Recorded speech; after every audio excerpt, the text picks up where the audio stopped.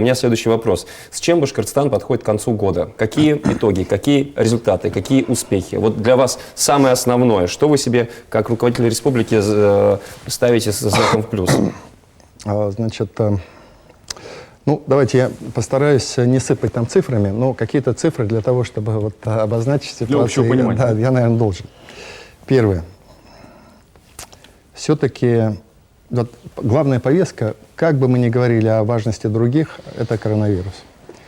Мы подходим, ну, во-первых, очевидно, это такой естественный, объективный тренд на снижение этой волны, но мы подходим все-таки то, что у нас сейчас не 8,5 тысяч коек, да, коронавирусных больных, и под ИВЛом не 200 человек, а мы приходим 1700 коек, 1500 даже коек. Мы приходим, что, наконец, за последний месяц, у нас 1,5 месяца, появилась тенденция снижения существенного смертности.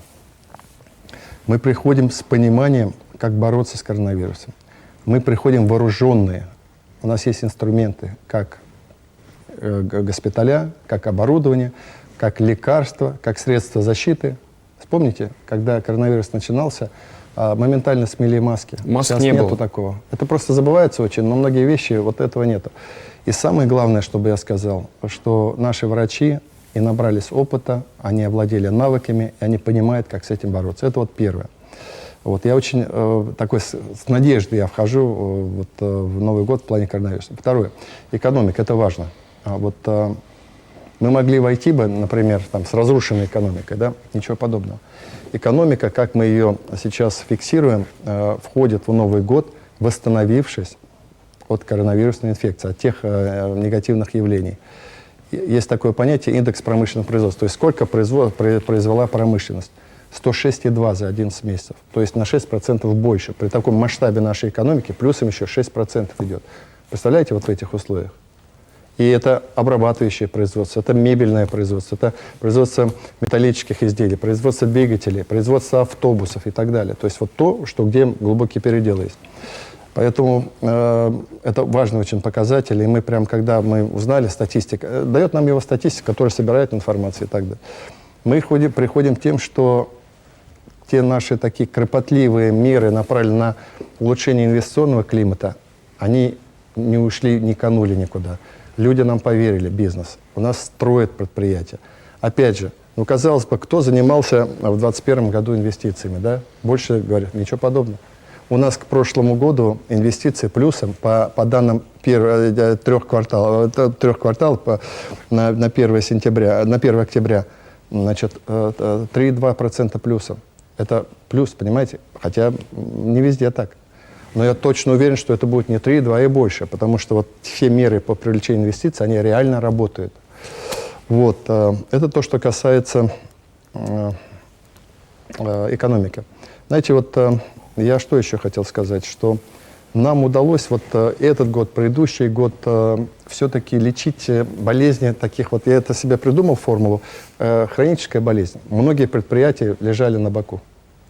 И вот мы и тот год, и 2021 год очень методично, просто так упрямо эти предприятия ставили. Вот последнее мое вот из последних, то, что меня порадовало, тяжелейшая ситуация, вот примерно там ситуация, как с Олимпик-парком, наверное, в некотором смысле. Это, значит, молочное предприятие в Чекмагуше и Дертелях, крупное молочное предприятие.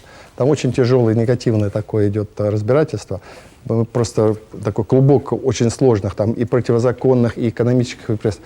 Мы запустили Дертюлинский молочный завод, который лежал.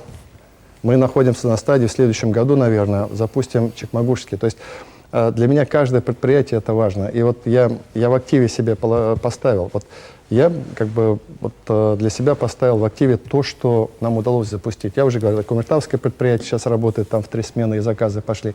И дай бог мы его дальше будем двигать. И уже думаем о каких-то стратегических вещах. Ну, и такая принципиальная позиция, да? Знаете, как... поднимать с колен и лежащих на боку предприятия, даже если они знаете, убыточные. вот, есть же разные подходы здесь. Я, наверное, поскольку учил там не капиталистические вещи, я сторонник такой, я по политэкономии учился экономике, да. Значит, у меня была задача, я там, где я видел жизнеспособность, мы уходили от банкротства. И ну, вот я могу сказать, очень тяжело нам дается, но потихонечку пошло станкостроение. Станкостроение – это высшая математика, наверное, промышленности в некотором смысле, да. понимаете, да? Да, То есть конечно. производить станки, которые будут производить еще более там шедевральные вещи. Вот у нас станкостроение дышать начало. И центр компетенции станкостроения Ростех у нас именно создает на базе Стальтамакского завода и ряд других заводов. Вот.